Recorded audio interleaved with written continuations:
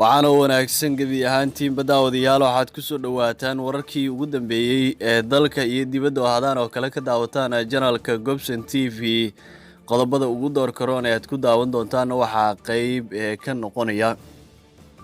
dagaal xoogan oo ka socda deegaano ka mid ah gobolka Hiiraan xogtii ugu dambeysay ee dagaalkan iyo sidoo kale xaaladaha ee deegaanada uu dagaalkan ka socdo ayaad kaga bogan doontaa barnaamij wareedkeena warar dheeriya oo laga helayo qarax xoogan oo goordhaweyd ka dhacay degmada Dayniile ee gobolka Banaadir ayaad ku daawan doontaa maxkamadda ciidamada qalabka sida oo mar kale dil toogasho ah ku fulisay 2 nin oo ka tirsan kooxda Al-Shabaab qodobadaas iyo qodobo kale ayaad ku daawan doontaa barnaamij wareedkeena balse marka hore daawade waxaan ka codsanayaa inaad channelka subscribe taabato muuqaalkan like dhahdo oo aad u sii share gareysa saaxiibadaada kala duwan ee kugu weheliya baraha bulshada mar waliba waxaan u taaganahay inaan ku soo gudbino xogtii ugu dambeysay iyo sidoo kale warar xaqiiqda ku saleysan anagoo ku baahina halkan daqiiqada ka dambeysa waa maalinimo khamiis taariikhduna ay ku beegan tahay 3 bisha 11 ee November sanada 2022 waxaad ku soo dhawaataan qodobadii aad maqasheen oo intaasi ka faahfaahsan wararka naga soo gaaraya deegaanka Ceel Hareeri oo hoostaga degmada Jalalaqsi ee gobolka Hiiraan kuna yaala xuduudka gobolada Hiiraan iyo sidoo kale Shabeellada Dhexe ayaa sheegaya in halkaasi uu ka socdo dagaal xoogan oo u dhaxeeya ciidamada deegaanka ee loo yaqaan Macawisleyda iyo sidoo kale kooxda Al-Shabaab wararka aan helayna ayaa sheegaya in dagaalkan uu ka dambeeyay kadib markii ay kooxda Al-Shabaab weerareen fariisin ciidamada deegaanka ay ku leeyihiin deegaanka Ceel Hareeri waxaana wali halkaasi laga maqlayaa hubka noocyadiisa kala duwan oo ay isku adeegsanayaan labada dhinac wararka ayaa waxay intaasi ku darayaan in ciidamada deegaanka ee loo yaqaan Macawisleyda oo gurmad u ah deegaanka Ceel Hareeri ay ka baxeen deegaanka Tardo iyo sidoo kale degmada Jalalaqsi si ay isaga difaacaan weerarka kaga yimid dhinaca iyo kooxda Al-Shabaab waxaa jira khasaare kala duwan oo ka dhashay dagaalkan iyada oo ay qaybo ka mid ah deegaanka Ceel Hareeri ay ka go'an tahay isgaarsiinta maadaama dagaalkan uu yahay mid xoogan oo xilligan ka soconaya deegaankaasi daawadayaal wixii xoga ku soo kordha dagaalka ka soconaya deegaanka Ceel Hareeri oo ka mid ah deegaanada hoostaga degmada Jalalaqsi ee gobolka Hiiraan waxaad ku daawan doontaan wararkeena xiga iyo sidoo kale barnaamijyada aan halkan ku baahino dhanka kale tana waxa warar dheeriya ay ka soo baxayaan qarax goordhaweyd ka dhacay degmada Dayniile ee gobolka Banaadir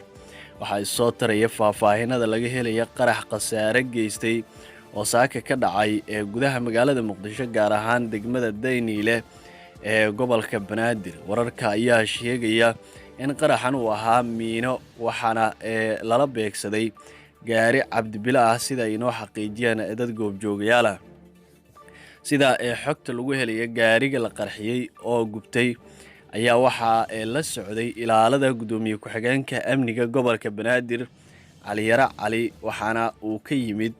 gaariga dhinaca degmada Dayniile sida ay inoo sheegeen ila dadka deegaanka ah sidoo kale wararka ayaa intaasi ku daraya in xilliga uu qaraxa dhacayay uusan kolonyada la socon Cali Yare balse waxa waxyeelo ay soo gaartay askar iyo sidoo kale dad shacab ah dadka dhaawacmay waxa ka mid ah caruur yaryar oo xilligaasi ku sugnaa goobta ay wax ka dhacayeen aagaasna u dhowaa haddaba qaraxa ayaa waxa uu u dhow yahay argada degmada Dayniile ee gobolka Banaadir wali ma jiro wax hadal ah oo ka soo baxay saraakiisha laamaha ammaanka ee Soomaaliya ee ku aadan dhacdadaasi weerarkan ayaa ku soo aadaya iyada oo sabdidii la soo dhaafay qaraxyo waaweyn oo isxigxigay ay ka dhaceen laamiga weyn ee Zoobe kuwaasi oo ay ku dhinteen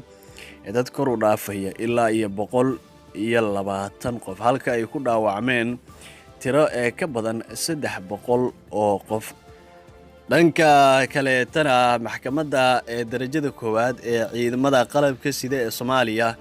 ayaa mar kale xukun dil toogasho ah saaka ku fulisay 2 xubnood oo ka tirsan kooxda Al-Shabaab kuwaasi oo horay xukun dil ah ay ugu riday maxkamadda. labada nin ee la toogtay ayaa waxaa lagu kala magacaabi jiray Cabdulle Axmed Muudey oo 24 sano jir ah iyo Cumar Aadan Maxamed oo 29 sano jir ah kuwaasi oo lagu helay inay dilal u geysteen askar ka tirsan ciidamada dawladda federaalka ee Soomaaliya. Cumar Aadan ayaa lagu helay inuu dilay Cabdullaahi Maxamed Hilowle bishii Oktoobar sanadii 2019 halka Cabdulle Axmed Muudey isna lagu helay inuu dilay Cali Cabdulle Maxamed oo ka tirsanaa ciidamada amniga dawladda federaalka Soomaaliya bishii November sanadkii 2019. sidoo kale labada nin oo maxkamadeyntooda ay soo martay heerar kala duwan ayaa waxaa dil toogasho ah lagu xukumay December sanadii 2020 kaasi oo ugu dambeyn maanta lagu fuliyay. fagaaraha lagu toogtay labadan ruux waxaa ku sugnaa saraakiil sarsare oo ka tirsan maxkamadda iyo ciidamada ammaanka oo xukunka dilka ah ku fulinayay raggaasi. inta badan maxkamadda ciidamada ayaa dilal toogasho ah ku fulisa xubnaha Al-Shabaab ee soo gala gacanta dawladda haatan sare u qaaday dagaalka ka dhanka ah kooxda Al-Shabaab iyada oo deegaano ka mid ah gobolada kala duwan ee dalka uu sii xoogeysanaya dagaalka lagula jiro kooxda Al-Shabaab. si kastaba dilka maanta lagu fuliyay Cabdulle iyo sidoo kale Cumar ayaa toddobaad gudihiisa ka dhigaysa in la toogtay ilaa iyo 10 ruux oo ka tirsan kooxda Al-Shabaab.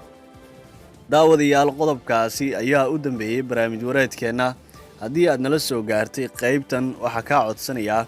inaad channelka subscribe taabato muuqaalkan like dhahdo oo aad u sii share gareyso saaxiibadaada kala duwan ee kugu weheliya baraha bulshada. mar waliba waxaan u taaganahay inaan kuu soo gudbino xogtii ugu dambeysay iyo sidoo kale warar xaqiiqda ku salaysan anagoo ku baahina halkan daqiiqada ka dambeysa. wixii aragtidaada iyo fikirkaaga waxaa noogu reebi kartaa qaybta hoose ee commentiga haddii ay yihiin kuwa bulshada wax u galayana waxaan ka samayn doonaa barnaamijyo. aad baad u mahadsan tahay daawade mar waliba la socodka iyo daawashada muuqaaladeena.